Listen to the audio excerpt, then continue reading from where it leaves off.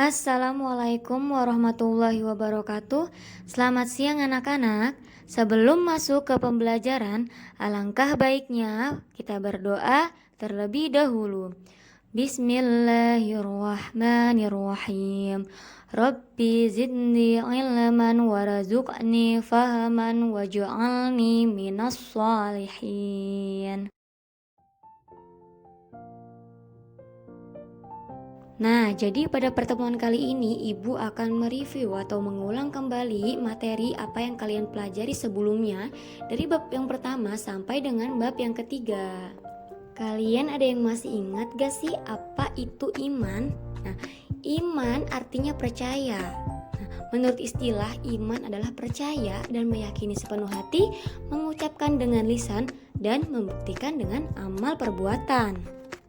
Nah, salah satu cara untuk meningkatkan keimanan kita kepada Allah Subhanahu wa Ta'ala yaitu dengan memahami nama-namanya yang baik dan indah, yaitu dengan kata lain Al-Asma'u Al-Husna atau nama-nama yang indah. Nama-nama Al-Asma'u Al-Husna antara lain yang pertama ada Al-Alim, yang kedua ada Al-Khabir, yang ketiga ada As-Sami', dan yang keempat ada Al-Basir. Apa saja sih hikmah dari beriman kepada Allah Subhanahu wa Ta'ala? Yang pertama, selalu mendapatkan pertolongan dari Allah Subhanahu wa Ta'ala.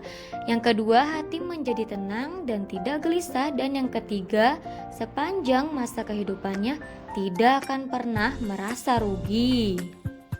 Ada yang masih ingat gak ya apa arti jujur? Jujur adalah kesesuaian sikap antara perkataan dan perbuatan yang sebenarnya.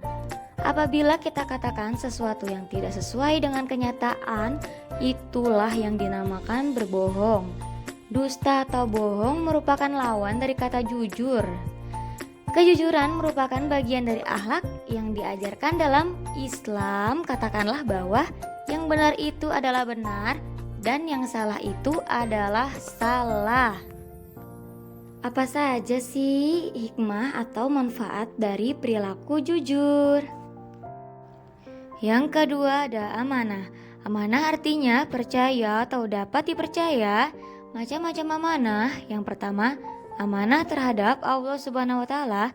Yang kedua, amanah terhadap sesama manusia. Dan yang ketiga, amanah terhadap diri sendiri. Lalu yang terakhir ada istiqomah dari pembahasan bab yang kedua. Istiqomah adalah sikap kukuh pada pendirian. Istiqomah terwujud karena adanya keyakinan dan kebenaran untuk mengambil resiko. Ada 3 hikmah perilaku istiqomah. Yang pertama, orang yang istiqomah akan dijauhkan oleh Allah dari rasa takut dan sedih. Dan yang kedua, orang yang istiqomah akan mendapatkan kesuksesan karena ia tekun dan ulet. Dan yang ketiga, orang yang selalu istiqomah akan selalu dilindungi oleh Allah Subhanahu wa Ta'ala. Dan materi yang terakhir adalah tentang toharoh. Kalian masih ingat nggak tuh apa kata arti toharoh? Toharoh artinya bersuci dari najis dan hadas. Najis di sini adalah kotoran yang menjadi sebab terhalangnya seseorang untuk beribadah kepada Allah. Ada 3 macam najis. Yang pertama najis mukhafafah, yang kedua najis mutawasitoh, dan yang ketiga ada najis mughalladoh. Lalu apa itu hadas? Hadas adalah keadaan tidak suci pada diri seorang muslim yang menyebabkan ia tidak boleh sholat, tawaf, dan lain sebagainya. Hadas menurut tata cara mensucikannya terbagi menjadi 2. Yang pertama ada hadas kecil dan yang kedua ada hadas besar.